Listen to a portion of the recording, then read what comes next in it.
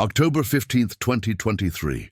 Marcus Chen stood frozen in his kitchen doorway, staring at a scene that would change everything. His maid Elena, surrounded by handmade decorations and a homemade cake, singing happy birthday to his daughter Sophie, while tears streamed down both their faces. What he discovered next about why she did this, and the secret she'd been keeping for months, would shake him to his core.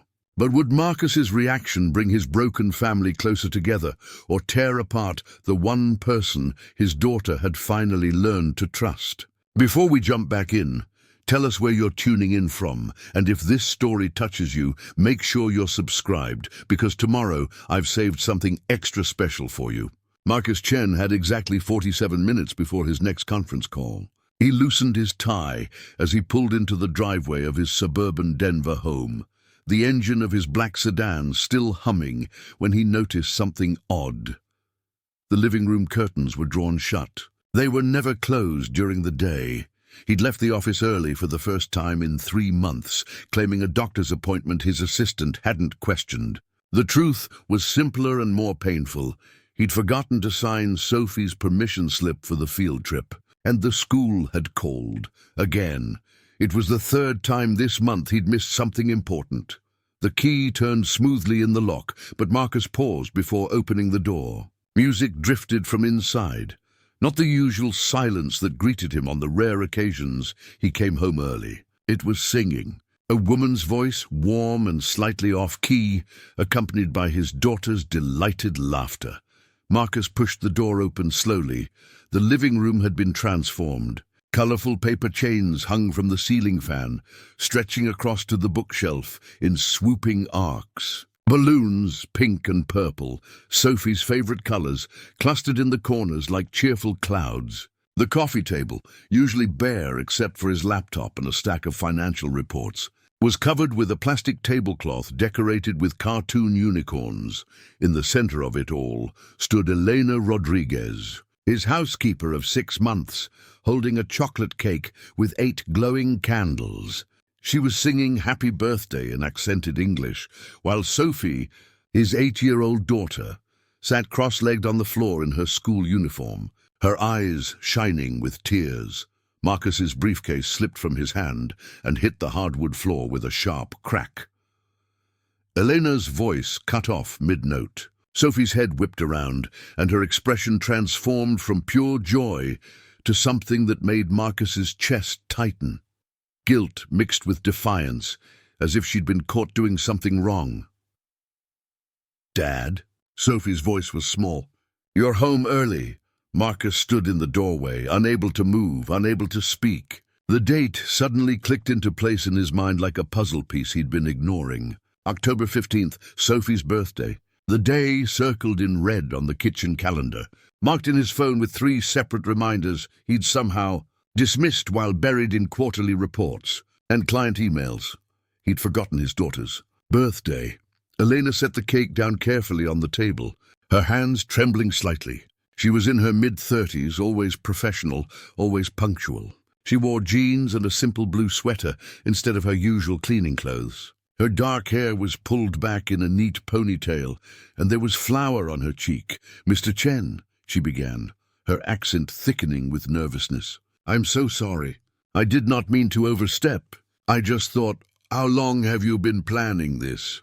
Marcus's voice came out rougher than he intended. Elena glanced at Sophie, then back at him.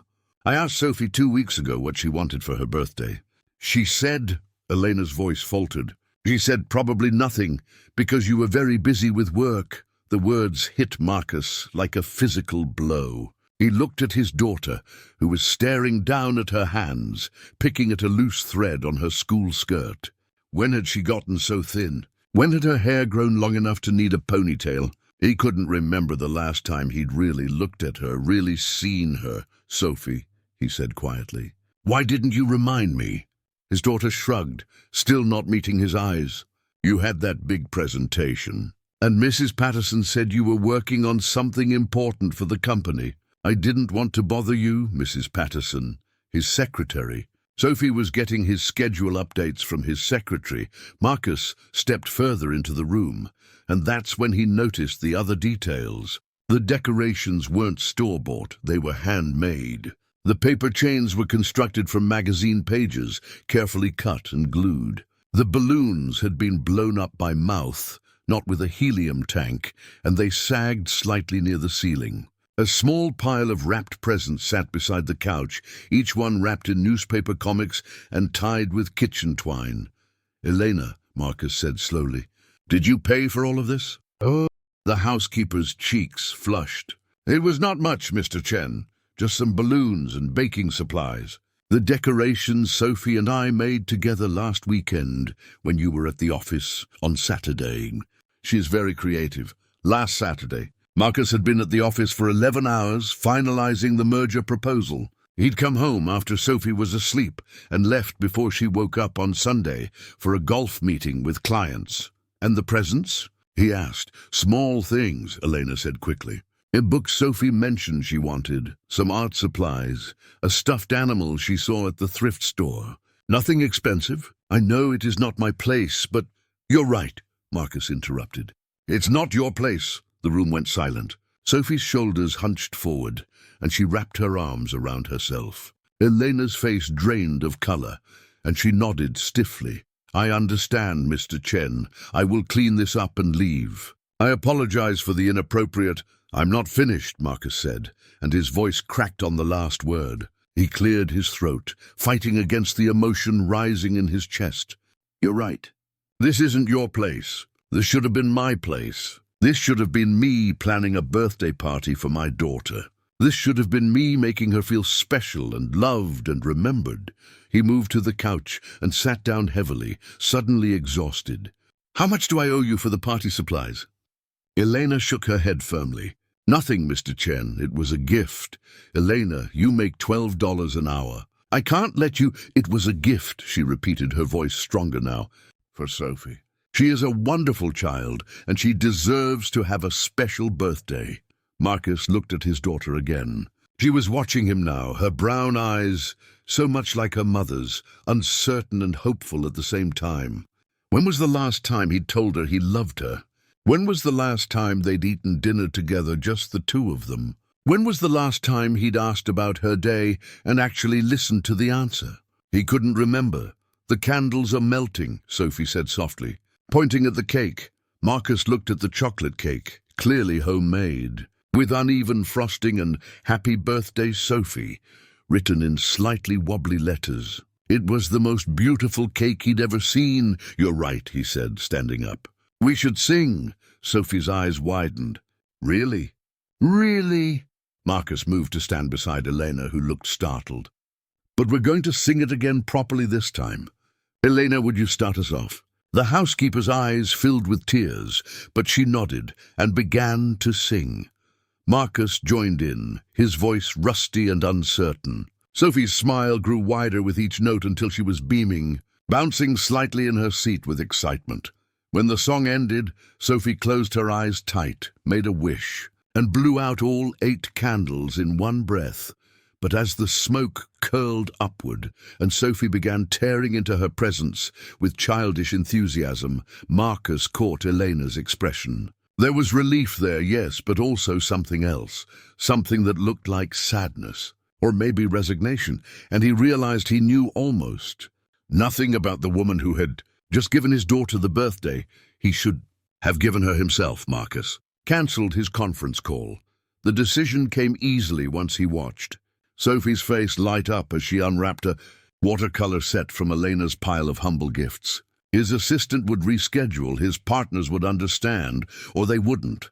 For the first time in 2 years, work could wait. "Dad, look." Sophie held up a book with a dragon on the cover. "It's the 3rd one in the series. I've been waiting for this at the library for months, but there's always a wait list." Marcus took the book, noting the worn cover and library discard stamp inside. Elena had found it at a used bookstore, probably. He ran his thumb over the creased spine and felt shame burn through him. He couldn't remember the last book he'd bought his daughter. He couldn't remember the last time he'd known what she was reading. "That's wonderful, sweetheart," he said, handing it back. "Maybe you can tell me about the first 2 books. Sophie's hesitation cut deeper than any client's rejection ever had. She wasn't sure if he was serious, if he really wanted to know, or if this was just another polite question before he disappeared into his home office. "I'd really like to know," Marcus added quietly. "I've missed a lot." "Okay," Sophie said, and began describing an elaborate fantasy world with talking animals and magical forests. Marcus listened, really listened, and realized his daughter had a gift for storytelling he'd never noticed. She acted out different character voices, her hands moving expressively as she described battle scenes and plot twists. Preparing and narrating this story took us a lot of time, so if you are enjoying it, subscribe to our channel. It means a lot to us. Now back to the story. Elena had quietly begun cleaning up wrapping paper and straightening decorations. Marcus watched her move efficiently through the room, and questions began forming in his mind. How many afternoons had she spent here with Sophie after school? What did they talk about? What else had he missed while drowning himself in work? "Elena," he said during a pause in Sophie's story, "please sit down. You've done enough work for today. But the kitchen, there is flour everywhere, and I need to—" "Sit," Marcus said, gentler this time. "Please." Elena perched on the edge of the armchair, her posture stiff and uncomfortable. She clearly wasn't used to being asked to sit in her employer's home, to be treated as something other than invisible help. "How long have you two been making decorations together?" Marcus asked. Sophie and Elena exchanged a glance, some wordless communication passing between them. "A few weeks," Sophie admitted. "Elena comes early on Saturdays sometimes. She helps me with my homework and stuff." "Stuff," Marcus prompted. Another glance. This one lasted longer, weighted with secret knowledge. "Sophie was having trouble with her math," Eleanor said carefully. "Mrs. Patterson mentioned it when she called about the parent-teacher conference you—" She stopped abruptly. "The one I missed," Marcus finished. "The one I rescheduled 3 times and then forgot about completely." Elena said nothing, but her silence was confirmation enough. "What else?" Marcus asked, looking between them. "What else have I missed?" "Dad, it's okay," Sophie said quickly. "You're really busy. I understand—" "No." Marcus's voice was firm. "No, it's not okay, and I need to know." "What else?" Sophie bit her lip, then spoke in a rush. "Elena taught me how to braid my hair because I didn't know how, and all the other girls in my class already knew. She helped me make a costume for the school play because I told her you probably wouldn't have time. She came to my soccer game last month when you had to work late. Each item on the list was a small knife, cutting precisely into Marcus's heart. His daughter had needed him, had needed a parent, and Elena had stepped into a role that was never meant to be hers. I should have been there for all of those things," Marcus said. "You were working," Sophie said, her voice defensive now, protective of him despite everything. "Mom always said your work was important, that you were helping people." "Your mother said that?" Marcus interrupted, startled. Sophie nodded. "Before she got sick. She said you worked hard because you loved us and wanted to give us a good life." Marcus felt his throat tighten. Jennifer had died 2 years ago, after a brutal 9-month battle with cancer. He'd thought he was keeping it together, thought he was honoring her memory by providing for Sophie, by building the career Jennifer had always supported. But somewhere along the way, providing had become hiding.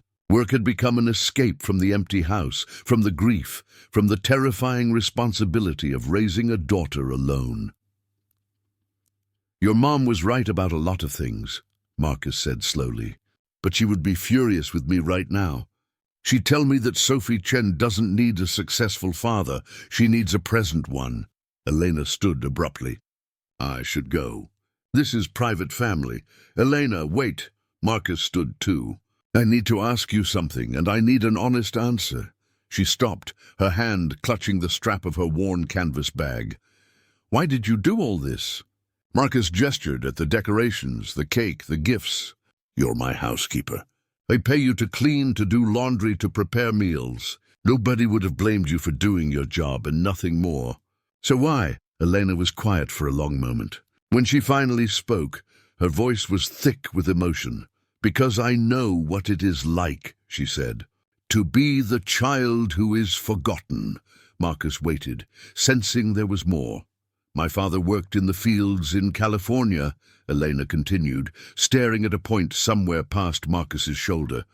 16-hour days, sometimes 7 days a week. He did it because he loved us, because he wanted us to have opportunities he never had. But I was the youngest of 6 children, and by the time I came along, he was too tired to come to school events or birthday parties. He loved me, I know this, but I never felt it.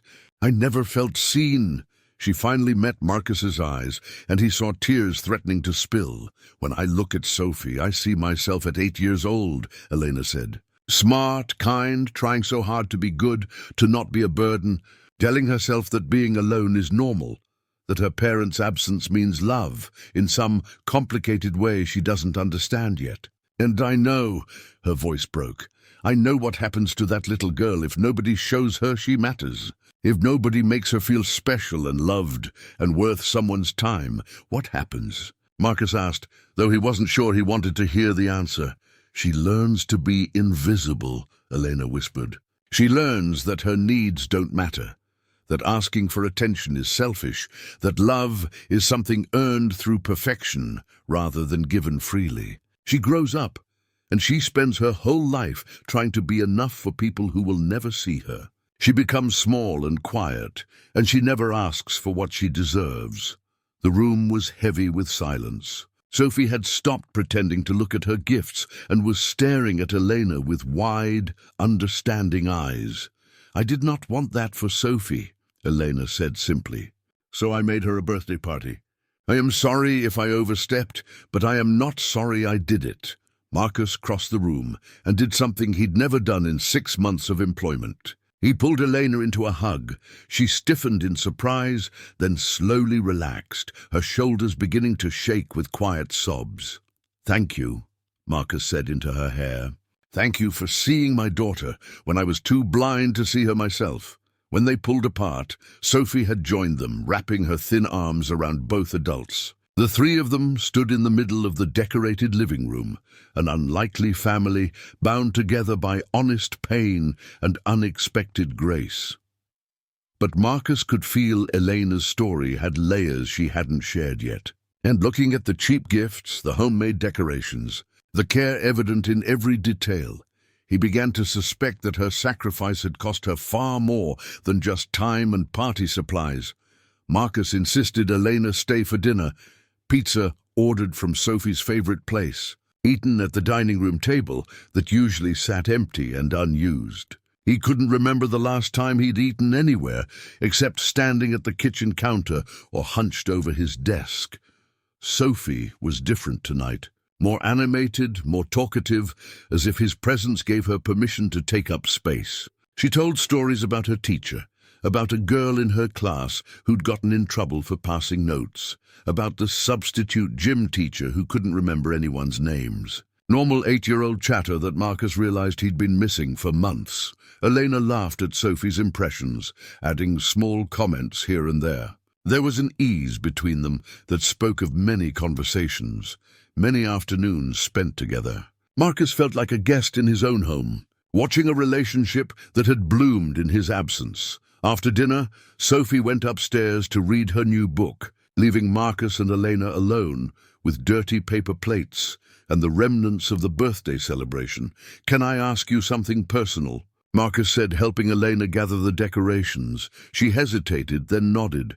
"You said you have 6 siblings. Are you close with them? With your family?" Elena's hand stilled on a paper chain. "I have not spoken to them in 3 years." The admission hung in the air between them. "I'm sorry," Marcus said. "I shouldn't have—" "No, it is okay."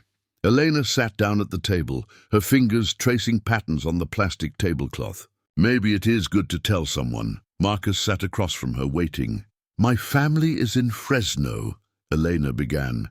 "My father passed away 5 years ago. Heart attack in the fields. He was 61. After that, my mother moved in with my oldest brother, Miguel. Big family, you know. Lots of noise, lots of people. Everyone living close together." She paused, gathering her thoughts. "I was married," she continued, and Marcus noted the past tense, "to a man my family loved very much. Carlos. He was charming, successful, always knew the right thing to say. Everyone thought I was lucky to have him, but you weren't lucky, Marcus said quietly. Elena shook her head. He was controlling. Not violent, not at first, but controlling. He did not want me to work. Did not want me to have friends. Told me what to wear, where to go, who to talk to. He said it was because he loved me, because he wanted to protect me. And because I had learned so well to be small, to not ask for too much, I believed him. Marcus felt anger rising in his chest, but he stayed silent, letting her speak.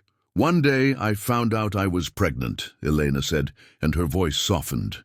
A little girl. I was so happy, Mr. Chen. For the first time in years, I felt like I had purpose, like I mattered. I started planning, dreaming about who she would become. She stopped, and Marcus saw tears streaming down her cheeks. Elena, he said gently, you don't have to. I lost her, Elena said, the words rushing out now as if she'd been holding them in too long. 23 weeks. Something went wrong with my blood pressure and she came too early. Too small. She lived for 2 hours. Marcus reached across the table and took her hand. She gripped it tightly. I named her Lucia, Elena whispered. It means light. I wanted her to be my light. I'm so sorry, Marcus said, and the words felt completely inadequate. After that, Carlos changed, Elena continued. He became angry all the time. He blamed me for losing the baby. Said I had been too stressed, too worried, that it was my weakness that killed our daughter. He started drinking, started pushing me, grabbing me. And when I finally told my family I needed help, that I needed to leave him, she pulled her hand back and wiped her eyes. They said I was overreacting. Said every marriage has hard times, that I needed to be patient, that Carlos was grieving too. My mother said a good wife stays and helps her husband heal. Miguel offered to talk to Carlos, man to straighten things out. But nobody believed me. Nobody saw what was happening when the doors were closed. So you left, Marcus said. I left everything, Elena confirmed. One night when Carlos passed out drunk, I took my car and drove. I had $800 in a secret bank account and 1 suitcase of clothes. I came to Denver because I had no connections here, no one who would tell Carlos where I was. I got a job cleaning offices at night, slept in my car for 2 months until I saved enough for a deposit on a tiny studio apartment. She looked around the dining room, at the comfortable middle-class home with its family photos and solid furniture. When I see Sophie, Elena said, I see the daughter I never got to raise. I know it is not appropriate. I know she is not mine. But when I help her with homework, when I braid her hair, when I make sure she has a birthday party, it feels like maybe Lucia is still with me somehow. Like maybe I can be the mother I never got to be. Marcus felt his eyes burning. All this time, he'd thought Elena was just an efficient housekeeper, someone who showed up, did her job, and left. He'd never considered that she might be carrying her own grief, her own losses, her own reasons for the kindness she showed his daughter. The gifts, he said suddenly. Elena, how much did you really spend on this party? She looked away and he knew. Elena, $240, she admitted. But I had been saving, and it was worth it to see Sophie smile. $240. Marcus did the math quickly. She made $12 an hour, worked 20 hours a week. That was an entire week's pay, maybe more. When did you last eat a proper meal? I eat, Eleanor said defensively. That's not what I asked. She stood up, busying herself with collecting plates. I am fine, Mr. Chen. I do not need your pity. It's not pity, Marcus said, standing too. Elena, you spent a week's wages on my daughter's birthday. When was the last time you bought something for yourself? She didn't answer, which was answer enough. Marcus walked to his office and returned with his checkbook. Elena watched warily as he wrote, tore off the check and held it out to her. $5,000, he said. Elena's eyes widened. No, Mr. Chen, I cannot. It's not charity, Marcus interrupted. It's 2 things. First, it's a bonus for going above and beyond your job description. Second, it's payment for something I'm going to ask you to do. What? Elena asked suspiciously. I want you to help me, Marcus said. I want you to teach me how to be the father Sophie deserves. I want to know what she likes, what she needs, what I've been missing. I want to learn how to braid hair and help with homework and show up when it matters. And I can't do it alone. Elena stared at the check, then at Marcus. "You do not need to pay me for that," she said softly. "Yes, I do," Marcus replied. "Because you've already given too much for free."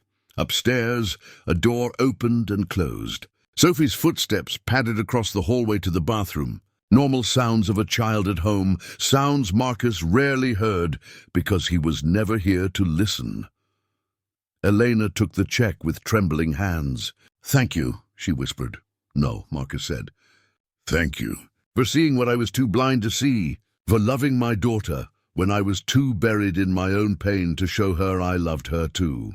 That night, after Elena left, Marcus climbed the stairs to Sophie's room. She was in bed, the dragon book open on her lap, her reading lamp casting a warm glow across her face. She looked up when he knocked on the open door. "Hey, sweetheart," Marcus said. "Can I come in?" Sophie nodded, surprised. Marcus sat on the edge of her bed, something he hadn't done in longer than he could calculate. "I need to tell you something important." "Okay," Sophie said, closing her book carefully. "I've been a terrible father," Marcus began, and Sophie immediately started to protest. He held up his hand. "Let me finish. I've been hiding from you because being around you reminds me of your mom, and losing her hurt so much that I couldn't handle it. So I buried myself in work and told myself I was doing it for you, but really, I was doing it for me. I was being selfish and scared, and you paid the price for that." Tears welled up in Sophie's eyes. "But that's going to change," Marcus continued. "Starting now. I'm going to be here, really here. I'm going to learn who you are and what you love and what you need. I'm going to mess up sometimes because I have a lot to learn. But I promise you this, you will never again feel invisible in your own home." Sophie launched herself at him, wrapping her arms around his neck and sobbing into his shoulder.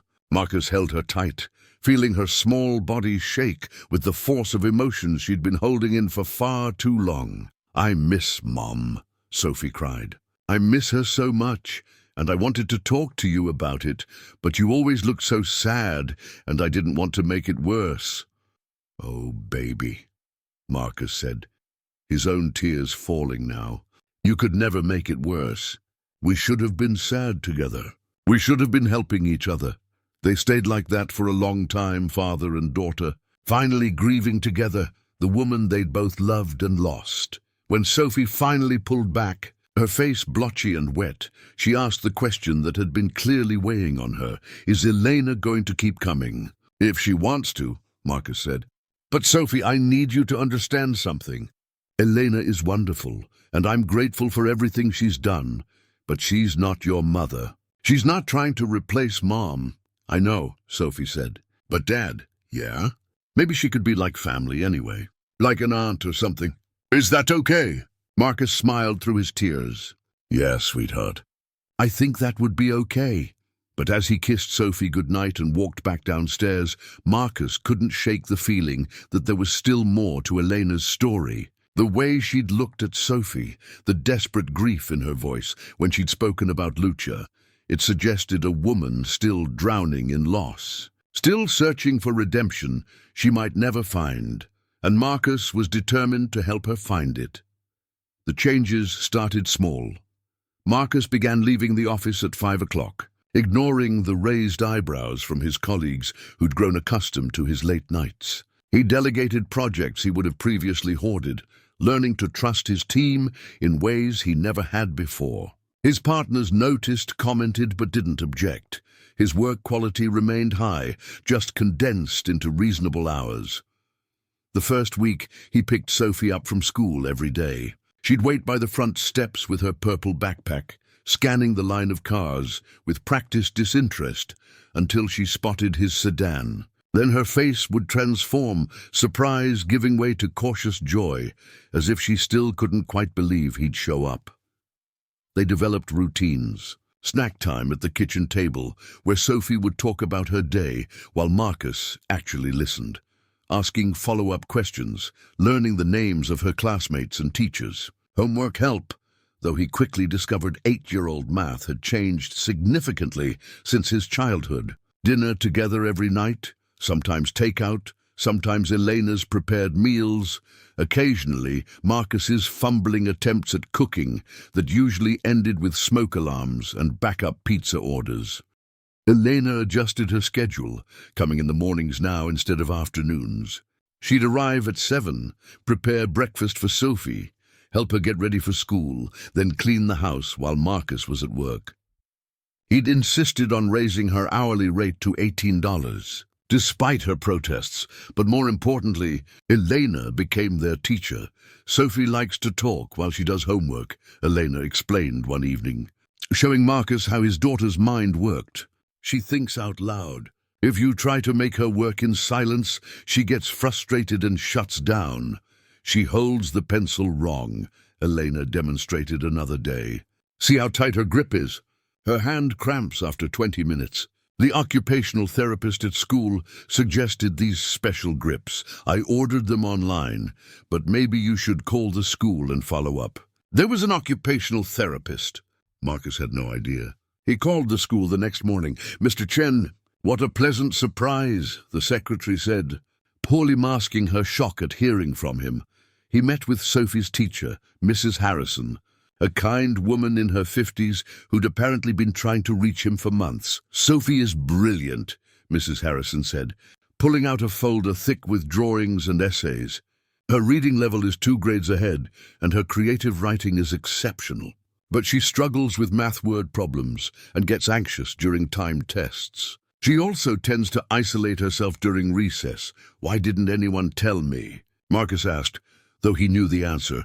Mr. Chen, we've sent 7 emails, left 4 voicemails, and mailed 3 letters home. Mrs. Harrison's voice was gentle but firm. I'm glad you're here now, but Sophie needed you months ago. The words stung, but Marcus accepted them. He couldn't change the past, but he could control what happened next. He started attending Sophie's soccer games. The first time he appeared on the sideline, Sophie had been so shocked she'd missed an easy goal, too busy staring at him to focus on the ball. Her coach, an energetic woman named Rita Alvarez, introduced herself with barely concealed skepticism. You're Sophie's dad. Elena said you traveled a lot for work. Not anymore, Marcus said, and meant it. Elena had been covering for him, he realized. Making excuses, protecting his reputation, ensuring Sophie didn't feel the full weight of his absence. The depth of her kindness left him humbled. 2 weeks after the birthday party, Marcus came home to find Elena sitting at the kitchen table, her face pale, staring at her phone.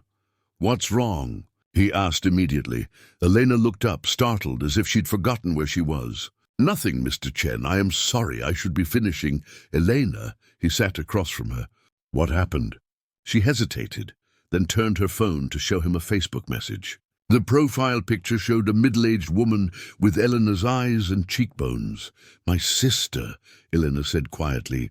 Rosa, she found me. Marcus read the message quickly. It was in Spanish, but even without translation, he could sense the urgency, the pleading tone.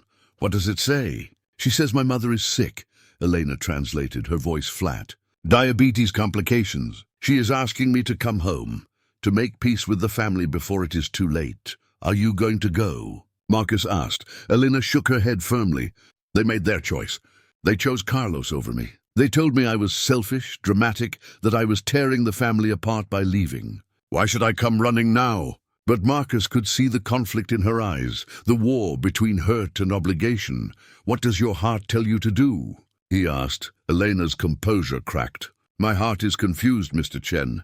Part of me wants to see my mother, to tell her I forgive her before she dies. But another part remembers standing in my brother's living room, begging for help, and being told to go back to a man who hurt me. How do I forgive that? Sophie appeared in the doorway, still in her school uniform.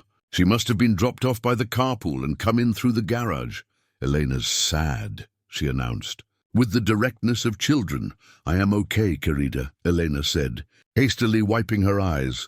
Sophie walked over and climbed into Elena's lap, something Marcus realized she did regularly, comfortably. Elena wrapped her arms around the little girl, and Sophie leaned back against her chest. When I'm sad about Mom, Dad says it's okay to cry, Sophie said. He says holding it in makes it worse.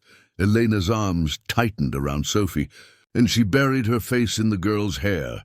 Marcus felt his chest constrict, watching this woman who'd lost her own daughter find comfort in his. The complexity of it, the beauty and pain intertwined, made him understand something fundamental.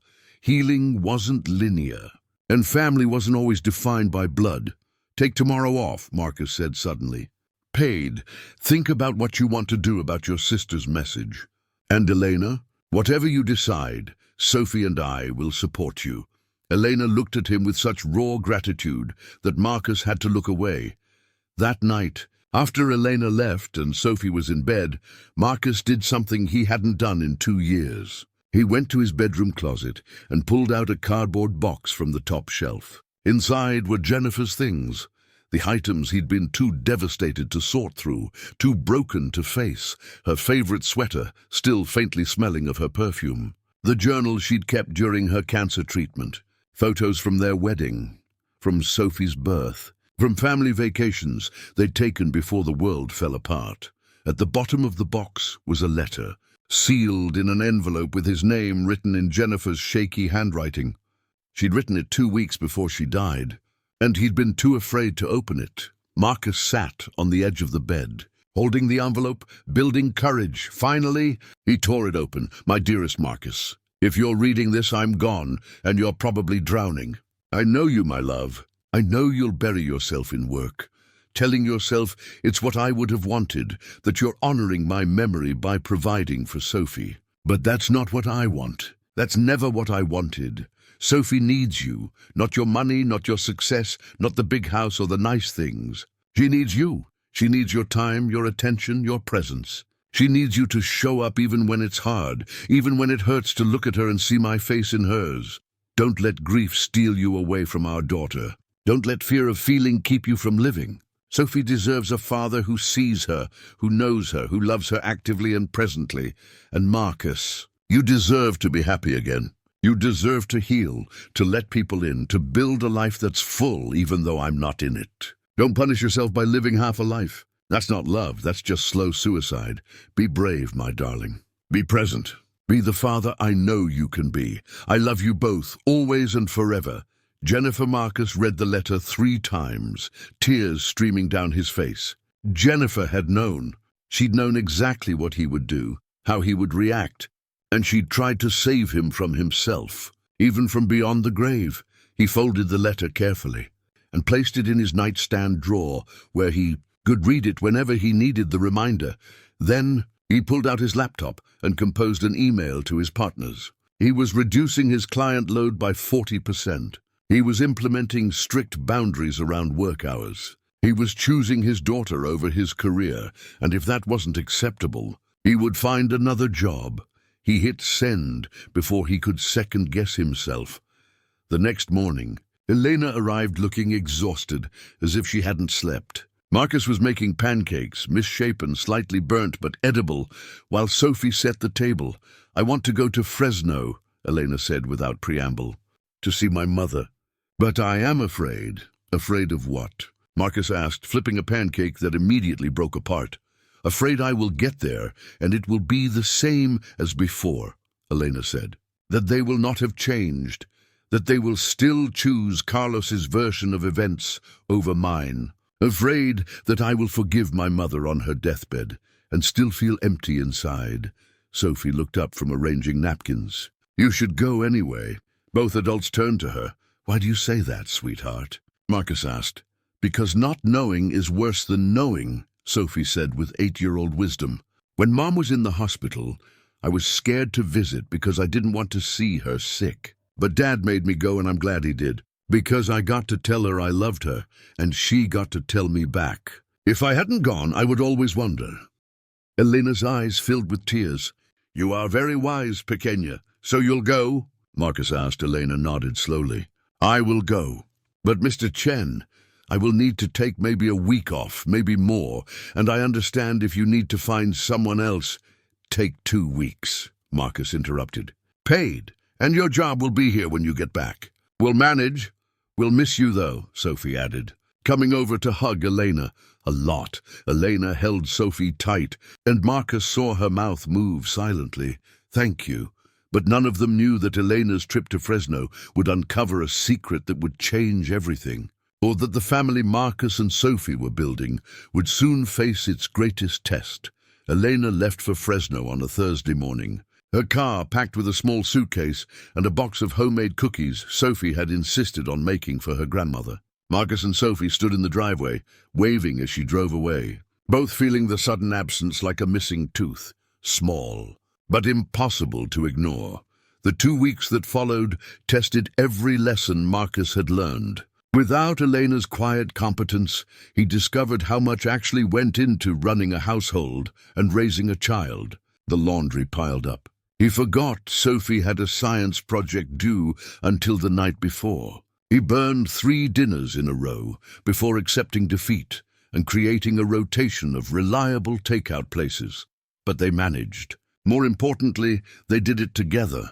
Sophie taught him how to braid hair, badly, but she wore his lopsided attempts with pride. He learned which vegetables she'd actually eat and which ones she'd push around her plate. They watched movies on school nights, breaking his old rules, building new traditions. They talked about Jennifer openly now, sharing memories, crying sometimes, laughing at others. Marcus's partners had responded to his email with surprising support. 2 of them had teenagers and admitted they'd sacrificed too much family time for careers they couldn't enjoy because of the relationships they'd destroyed. They helped redistribute his client load and actually thanked him for forcing them to examine their own priorities. On the 10th day of Elena's absence, Marcus's phone rang at 11 at night. Elena's name flashed on the screen. "Elena! Is everything okay?" "Mr. Chen." Her voice was thick with tears. "I need to tell you something.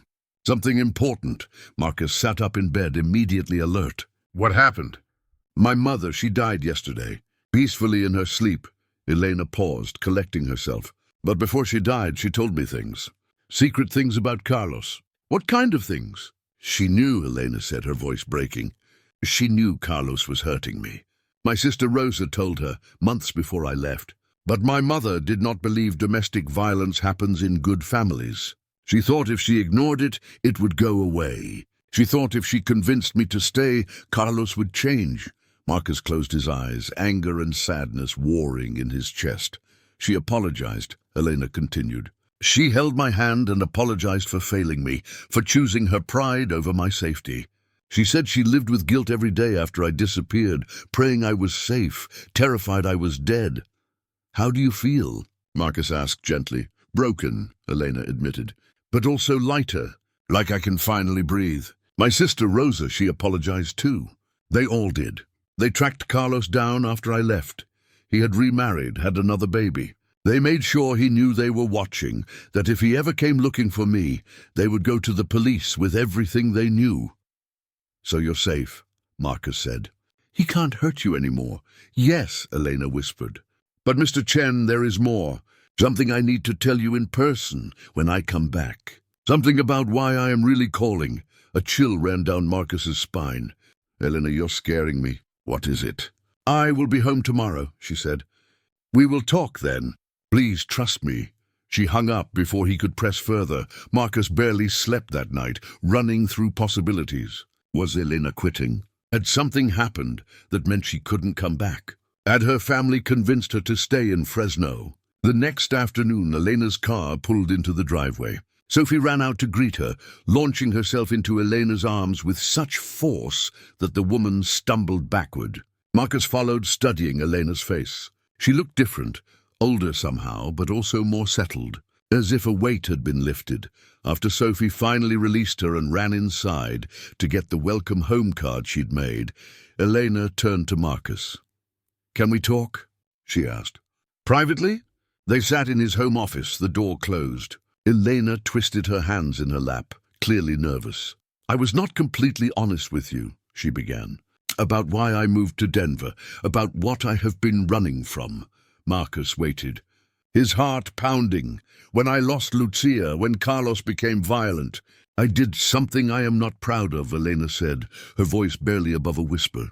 "I stole money from him, $20,000 he kept in a safe in his office. Money I knew came from his business, but I also knew some of it came from deals that were not legal. I took it when I left because I was desperate, because I had nothing. Elena, let me finish, please, she interrupted. I have been terrified for 3 years that he would find me, that he would have me arrested, that I would lose everything. But when I went to Fresno, Rosa told me something. Carlos reported the money stolen, yes, but not to the police. Because if police investigated, they would discover his business was being investigated for tax fraud and money laundering. He could not risk that attention. So you're clear, Marcus said, relief flooding through him. Yes, Elena said, but that is not why I am telling you this. I'm telling you because I used that money. I used it to start over, to survive. And I have been lying to you about who I am. What do you mean? Elena pulled an envelope from her purse and handed it to Marcus. Inside were documents, a birth certificate, educational transcripts, professional licenses. My name is Elena Rodriguez, she said. But I am not just a housekeeper, Mr. Chen. I have a master's degree in early childhood education. I worked as an elementary school counselor before I married Carlos. He made me quit when we got married, said I did not need to work, that it reflected poorly on him as a provider. Marcus stared at the documents, then at Elena. You're a counselor? I was, Elena said. I let my licenses expire because I could not afford the renewal fees, and I was hiding from my old life. But Mr. Chen, I did not take this job just because I needed money. I took it because I saw Sophie's name on your paperwork when the agency called me. You knew Sophie? I knew of her, Elena corrected. 2 years ago, when I was still in my last counseling job, before everything fell apart, a teacher referred a student to me, an 8-year-old girl whose mother had just died of cancer. The girl was struggling, withdrawing, and her father was too consumed by grief to notice. I scheduled a meeting with the family, but before it could happen, I had to leave my job, leave my life. Marcus felt the blood drain from his face. Sophie, Elena nodded, tears streaming down her cheeks. I never forgot her name. When the cleaning agency sent me to your house 6 months ago and I saw her picture, I recognized her immediately. She was the little girl I never got to help, the child who needed support and got nothing because I disappeared. So you took the job to help her, Marcus said. Understanding dawn. I took the job to try to fix one of the many things Carlos took from me, Elena said. I took it because I believed maybe if I could help Sophie, it would mean something. It would mean my own daughter's death was not completely meaningless. Marcus stood and began pacing. Why didn't you tell me? Why pretend to be just a housekeeper? Because I was ashamed, Elena said simply. Because I am an undocumented person now. I destroyed my identity when I ran. I could not work in my field, could not use my real credentials. And because I was afraid if you knew the truth, you would think I was manipulating you, using your daughter to fulfill some broken need of my own. Were you? Marcus asked bluntly. At first, maybe yes, Elena admitted. But then I came to love her, really love her, not as a replacement for Lucia, but as herself, as Sophie, as this brilliant, kind, lonely little girl who deserved so much more than she was getting. Marcus stopped pacing and looked at Elena. Really looked at her. This woman who'd given everything to help his daughter, who'd spent her own money, her own time, her own wounded heart, trying to save a child she barely knew. What do you want, Elena? He asked quietly. I want to tell you the truth, she said. All of it. I want to stop hiding. I want to get my licenses renewed, to work with children again, to be the person I was before Carlos. But more than that, I want to keep being part of Sophie's life. I want to keep being part of your family if you will have me. What? Marcus asked. Elena stood, facing him directly. As whatever you need. As a counselor for Sophie, she still struggles with her mother's death, with abandonment issues, with anxiety. As a friend, as an extended family. I'm not trying to replace Jennifer. I could never do that. But I love Sophie, and I think she loves me too. Marcus thought about the past 2 weeks. about how much they'd missed Elena, not because the house was messier or dinner was late, but because her presence had become woven into the fabric of their daily lives. She was the one Sophie ran to with good news. She was the one who knew how Sophie liked her sandwiches cut and which nightmares meant she needed extra comfort. On one condition, Marcus said. Elena tensed. What condition? You let me help you, he said. We get your documentation sorted out properly. We get your licenses renewed. You work with Sophie professionally if that's what she needs, but you also stay part of our lives personally. And Elena, yes, you stop punishing yourself for surviving, Marcus said firmly. You did what you had to do to escape. You used money to save your life. You're helping my daughter because you're a good person with a huge heart, not because you're trying to replace the child you lost. You're allowed to heal. You're allowed to be happy. Elena dissolved into sobs, and Marcus pulled her into a hug. Thank you, she whispered against his shoulder. Thank you for seeing me. The office door burst open, and Sophie stood there, her face alarmed. Why is Elena crying? Is she leaving? No, querida, Elena said, pulling away from Marcus and wiping her eyes. I am not leaving. I'm staying. Forever? Sophie asked hopefully. Elena looked at Marcus, who nodded. For as long as you want me, Elena said. Sophie launched herself at both of them, and they wrapped their arms around her. This unlikely family bound together by loss and healing and the brave choice to love again, despite the risk. 6 months later, Marcus stood in the kitchen making pancakes, still misshapen, but no longer burnt, while Sophie set the table and Elena poured orange juice. It was a Sunday morning, and they'd fallen into this routine easily, naturally, as if they'd always been this way. Elena had her counseling license renewed and was working part-time at Sophie's school while maintaining her role in their household, now officially as a family consultant rather than a housekeeper. She had her own apartment nearby, but spent most evenings with them, leaving only after Sophie was asleep.